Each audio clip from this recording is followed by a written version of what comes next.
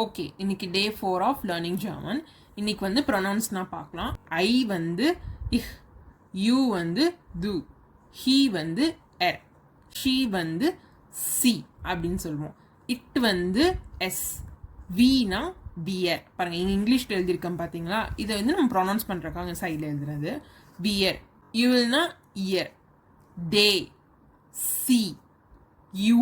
இது வந்து நம்ம ஃபார்முலா சொல்கிறக்காக ஃபார்முலா எழுதியிருக்கேன். சி பாருங்கள், இதுக்கும் நம்ம வந்து என்ன வித்தியாசம்னு நீங்கள் பார்க்கலாம்.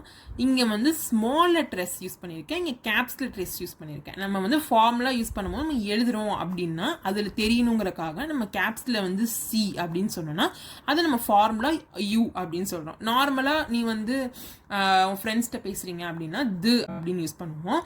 ஒருவேளை நீங்கள் ஒரு மீட்டிங்கில் யூ யூஸ் பண்ணணும் அப்படின்னா நம்மளுக்கு சி அப்படின்னு போடணும். guys, மிச்சத்தை நம்ம நெக்ஸ்ட் வீடியோவில் பார்க்கலாம். அது வரைக்கும் பாய்.